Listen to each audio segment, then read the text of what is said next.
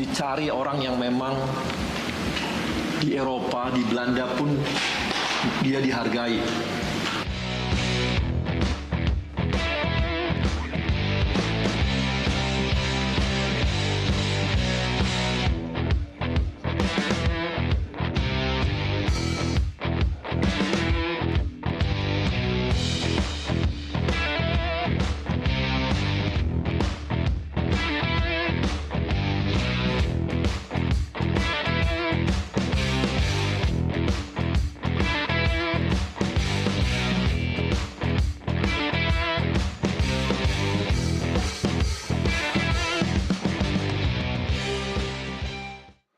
Ya, pemirsa, PSSI memastikan Patrick Kluivert menggantikan Sintayong mengasuh skuad Garuda hingga 2 tahun ke depan. Beban di pundaknya kali ini memang cukup berat. Dalam waktu singkat, hanya kurang lebih 2,5 bulan, Patrick harus berjibaku meramu strategi skuad Garuda. Supporter militan skuad Garuda tidak memberi ruang coach Patrick Kluivert untuk kalah. Mampukah Patrick langsung nyetel timnas? Apalagi hanya ada 4 pertandingan tersisa untuk memastikan apakah timnas bisa lolos atau tidak ke Piala Dunia. Langsung kita diskusi bersama para pakarnya. Ada analis sepak bola Yesayas Octavianus dan juga jurnalis Kompas Adi Prinantio. Bung Yes, apa kabar? Baik-baik. Sehat ya? Alhamdulillah. Terima kasih, kita sapa Mas Adi. Apa kabar Mas Adi? Alhamdulillah baik, Mas Doni. Wih, ini jersey-nya udah tulisannya Tim Indonesia ini ya, merah putih nih, cakep, asik. Oh, iya. Saya ke Bung Yes dulu, Bung Yes. Ya. STY out, Patrick in. Ya, Bagaimana nih? ya enggak apa-apa. Karena kalau melihat perkembangan ya sejak 2019 sampai sekarang, kita harus fair juga ya. Di satu sisi STY juga mengangkat ya prestasi Indonesia, terutama dari segi ranking FIFA dan juga ada perubahan dari pola pembinaan ya.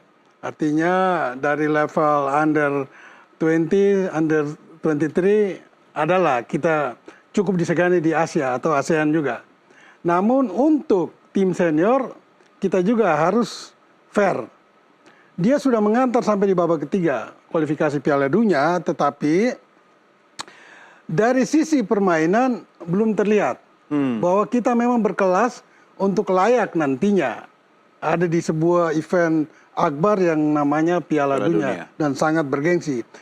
Kalau dengan permainan seperti yang diperagakan selama ini di kualifikasi Piala Dunia masih seperti itu, saya ragu kita bisa lolos. Ataupun kalau lolos kita akan dibantai habis nanti di Piala Dunia. Anda mau mencoba mengatakan STY cuma mampu mengantar ke depan pintunya doang, nggak bisa sampai. Iya, kalau dia tidak melakukan perubahan yang sangat revolusioner dalam taktik dan strategi permainan. Nah, untuk itu PSSI memang membutuhkan perubahan dan itu yang dikatakan oleh Ketua Umum PSSI Erick Thohir bahwa perlu ada perubahan dan perlu ada komunikasi lebih terbuka, terutama di locker room ya. Nah, tapi saya melihat pemecatan atau pelepasan STY dari tim nasional bukan pada dia gagal dalam segi overall ya prestasi ya, tetapi ada hal-hal tertentu yang mungkin kita di luar federasi dan tim nasional ini tidak tahu, tetapi tidak pernah dimunculkan oleh federasi dan juga official tim nasional. Tapi krusial. Ya, tapi sangat urgen dan memang itu menuntut, mendesak Pak Erick untuk harus segera mengambil keputusan untuk mempertahankan STY atau tidak. Nah itu kira-kira. Dan saya melihat salah satu alasan yang paling mendasar membuat Pak Erick harus mengambil keputusan, yaitu dia harus memilih antara mempertahankan para pemain yang mayoritas dari Belanda, pemain diaspora keturunan ini, atau mempertahankan Sintayong. Ini dua pilihan yang sangat sulit, tetapi harus diambil. Akhirnya dia ambil sampai pada kesimpulan setelah mungkin musyawarah rapat dengan Esko, ambil keputusan STY yang dikalahkan. Ya. Sehingga ya akhirnya kita harus fair juga menerima saja karena semua keputusan dan tanggung jawab penuh ada di federasi dan itu seorang Erick Thohir. Nah, mengapa dia harus melakukan itu dalam momentum yang sekarang? Karena memang isu itu hampir pasti benar bahwa ada gesekan yang sangat keras antara pemain dengan STY. Ya, apalagi Dalam Anda hal katakan tadi komunikasi di dalam locker hal room ya. keterbukaan, dalam hal discuss, itu tidak jalan di internal tim. Dan itu sepertinya terlihat mulai dari melawan Cina sampai pada terakhir melawan Arab Saudi. Ya. Di mana kita menang 2-0 di kandang sendiri. Oke. Baik. Dan saya kira keputusan Pak Erik ini tepat. Kalau memang itu benar gesekan antara pelatih dan pemain, dan Erik dia harus memilih memang melepaskan pelatih, bukan pemain. Pelatih kebetulan itu namanya Sintayong. Karena mungkin ada juga tekanan dari pemain bahwa kalau Sintayong tidak dilepas, kami yang akan mundur semuanya. Nah ini lebih celaka. Itu boleh kayak begitu? Boleh. Kalau memang mereka sudah sepakat, kan Oke. mayoritas kan dari Belanda Ya, mereka semua. dan ini sudah diputuskan ya, artinya Ya. kita tidak usah lagi menengok ke belakang. Sekarang Ya, tantangannya, Mas Adi, tantangan ke depan adalah mampukah Abang Patrick ini kemudian mewujudkan harapan-harapan kita untuk laga Piala Dunia yang sebenarnya sudah di depan mata. 2,5 bulan ini laga berikutnya kita melawan Australia ya, benar ya, Mas Adi? Ya, ya. Jadi kalau kita melihat ke depan, yang pertama tentu Patrick Kluivert itu harus beradaptasi dengan sangat cepat. Adaptasi yang pertama itu adalah dia harus mendongkrak kepercayaan publik kepadanya, yang dimana kita tahu distrustnya sangat tinggi. Ya. Distrustnya sangat tinggi karena dia pemain top, tapi belum terbukti sebagai pelatih top. Karir kepelatihannya katakanlah kurang begitu mengkilap. Nah, dia harus beradaptasi dengan segera menjawab distrust ini. Jadi dia harus beradaptasi dengan tim, dia harus membuat dirinya dipercaya di hadapan para pemain. Karisma itu harus muncul, sehingga apapun yang dia jalankan kepada tim, apakah itu formasi yang mungkin berubah dengan Sintayong dan sebagainya, filosofi bermain, dia harus tanamkan sehingga tim itu percaya kepadanya dan menjalankan ideologi bermain sepak bolanya di lapangan hijau. Selain adaptasi kepada tim, itu dia juga tugas yang juga cukup berat adalah mengungkit kepercayaan publik sepak bola Indonesia yang sangat gila bola dengan hasil yang menggembirakan ya. Mau nggak mau, karena betapapun pemecatan Sintayong itu sangat gaduh, banyak yang menyayangkan, banyak yang mengidolakan Sintayong, sehingga pelatih pengganti mau nggak mau harus standarnya sama atau malah dituntut jauh lebih baik dari pelatih yang digantikan. Itu Mau sudah tidak mau orang pasti akan psikologis membandingkan ya dengan Coach STY kan? Pasti, dan itu harus dijawab dengan hasil pertandingan yang menggembirakan. Dalam waktu 2,5 bulan bisa nggak dia menunjukkan giginya bahwa dia lebih baik daripada STY? Nah, ini dia. Dalam beberapa referensi yang sempat saya amati, itu memang dia akan dibantu oleh 2 asisten pelatih, yaitu Alex Pastoor dan Danny Lansat. Dan keduanya ini berpengalaman untuk melatih sebuah tim. Jadi Alex Pastoor itu menangani tim yang 2 tim yang kemudian promosi ke Liga Utama Belanda atau Eredivisie ya.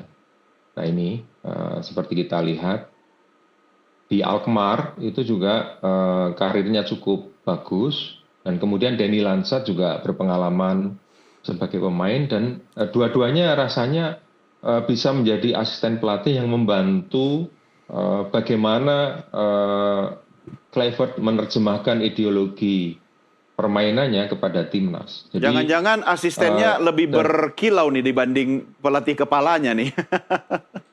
Nah itu tinggal kita buktikan seperti apa ya. Tapi rasanya karena kita harus menatap ke masa depan ya. Jadi kegaduhan yang kemarin ya kita rasanya akhiri dan bersama-sama kita berusaha supaya mendoakan katakanlah supaya Kluivert itu cepat beradaptasi dan rasanya dengan kepercayaan begitu tinggi itu Kluivert harus menjawab kepercayaan itu dengan adaptasi yang cepat, kemudian prestasi yang baik, dan itu tentu sepadan dengan nama besar yang dia sandang. Iya, baik. Saya kembali ke Bung Yes. Memang nggak bisa berlama-lama ini, 2,5 bulan waktunya sangat cepat ya. Mereka harus datang di sini, diumumkan, kemudian langsung adaptasi, termasuk belajar makan nasi goreng, kan? Cuaca yang lumayan panas. Bung Yes, 2 asisten pelatih, Alex Pastoor, Denny Lanzat. Pastoor loh salah satunya. Saya ngeri juga ini ada Pastoor. Ya itu jokes aja ya. Menurut Anda bagaimana komposisi mereka ini? Media-media di Belanda setelah mengetahui ada trio pelatih Belanda yang menangani tim nasional Indonesia, mereka memberi berbagai komentar, dan salah satu komentar yang mungkin perlu kita respons adalah mengapa tidak Alex Pastoor yang jadi pelatih, yang jadi head coach, dan asistennya ada Patrick Kluivert. Itu mereka mendasari pendapat itu atas prestasi Pastoor di lokal era divisi. Dia mengangkat 3 tim, antara lain Sparta Rotterdam dan juga Almere City, dari divisi 2 naik ke divisi 1. Ada satu lagi saya lupa.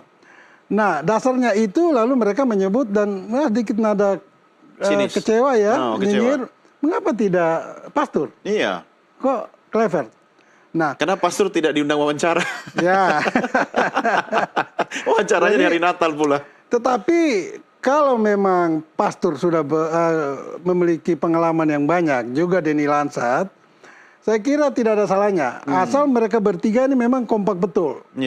Kompak betul dalam segala hal.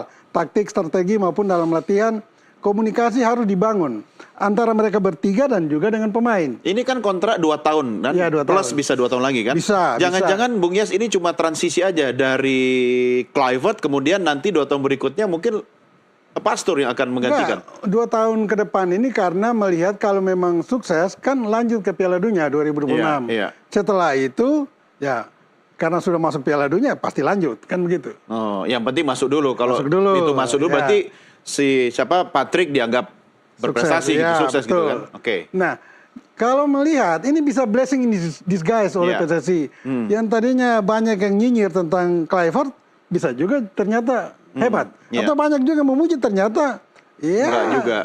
Lembek ya kan. Dia cuma punya waktu 2,5 bulan. Karena selama ini dia juga kita juga harus apresiasi dia bahwa dia selama ini menjadi asisten pelatih Louis van Gaal ya kan.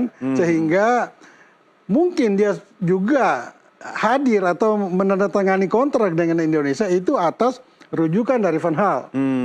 Ya. Karena saya dengar juga demikian. Van Gaal memang tidak mau, tetapi dia merujuk kepada memberikan rekomendasi kepada PSSI agar pakailah Patrick Kluivert. Sebetulnya ada beberapa nama lagi yang diincar oleh PSSI, tapi mereka itu belum selesai kontraknya dengan klub maupun tim nasional. Katakan salah satunya Giovanni van Bronckhorst. Sehingga memang PSSI akhirnya tidak ada pilihan lain karena memang maunya Belanda dan dirujuk oleh Van Gaal kepada PSSI adalah Patrick Kluivert, ya sudah. Akhirnya PSSI menerima itu. Ya kita berharap Kluivert memang akan menjawab tantangan yang begitu berat ke depan dengan membawa Indonesia masuk ke Piala Dunia nantinya. Itu harapan Bung Yes dan harapan 270 sekian juta orang Indonesia. Cuma saya mau lihat dari perspektif Mas Adi sebagai seorang jurnalis, kenapa harus Patrick Kluivert? Karena banyak ulasan yang menyebutkan kenapa dia atau kenapa bukan ini, bukan itu. Dari kacamata Anda sebagai jurnalis, Anda pasti dengar Mas Adi, banyak sekali berita-berita miring tentang abang Patrick kita ini. Bagaimana Anda menerjemahkannya itu? Ya, memang kalau soal kabar-kabar miring atau meragukan itu tidak terhitung ya, tidak terhitung, dan itu di satu sisi menyayangkan pemberhentian Sintayong, di satu sisi meragukan Kluivert yang kurang begitu mengkilap dalam kepelatihannya. Sementara dia akan menangani tim nasional Indonesia yang sedang dalam proses kualifikasi putaran ketiga Piala Dunia. Ini fase krusial menurut saya. Makanya kan sebetulnya dipertanyakan mengapa tidak menunggu sampai kualifikasi putaran ketiga selesai gitu. Nah, apa yang bisa membuat PSSI yakin yang selama ini terdengar itu adalah dia satu-satunya yang hadir wawancara langsung menemui Pak Erick Thohir ya katanya di Betul. Belanda. Nah, dan itu yang membuat PSSI kemudian yakin. Ya kita semua berharap bahwa presentasi Kluivert atau apapun yang disampaikan itu tentu satu kata satu perbuatan. Jadi dia bisa membuktikan apa yang dia ucapkan, janji-janji dan semua tekad di hadapan pengurus PSSI untuk diterjemahkan menjadi prestasi di lapangan. Itu tentu harapan kita, karena itu juga yang membuat PSSI menjadi sangat yakin. Jadi sangat yakin itu karena nggak ada yang lain kan, nggak ada pembanding. Iya, tidak ada pembanding. Padahal sebetulnya PSSI juga bisa mengundurkan waktu. Iya. Kalau misalnya ada calon yang tidak bisa hadir, karena kan calon pelatih juga ada kesibukan, apalagi ketika itu tahun baru, Natal dan sebagainya. Sehingga kalau PSSI sabar sedikit, itu sebetulnya bisa mengundurkan jadwal gitu. Tapi kita percaya Mas Adi bahwa PSSI juga dikejar-kejar waktu kan, artinya untuk menghadapi laga selanjutnya itu kan waktunya sangat singkat sekali. Iya, jadi memang nama besar Kluivert mungkin salah satu yang bisa yang mungkin membuat yakin PSSI, meskipun kita masih menunggu apakah karir kepelatihannya itu benar-benar bisa mengkilap dengan tim nasional PSSI, karena beberapa pelatih itu memang terbukti gagal menangani satu tim tapi berhasil di tim yang lain gitu. Jadi kita melihat semoga ada keberuntungan, meskipun keberuntungan tentu juga harus dicapai dengan perencanaan, dengan taktik, dengan strategi, dengan ideologi kepelatihan yang ideal. Gitu. Setuju. Siapa tahu memang hokinya Abang Patrick ini di Indonesia ya. Kita tunggu saja. Baik, Mas Adi, Bung Yes, kita rehat sejenak. Kita lanjutkan diskusi kita di segmen berikutnya. Kami segera kembali sesaat lagi.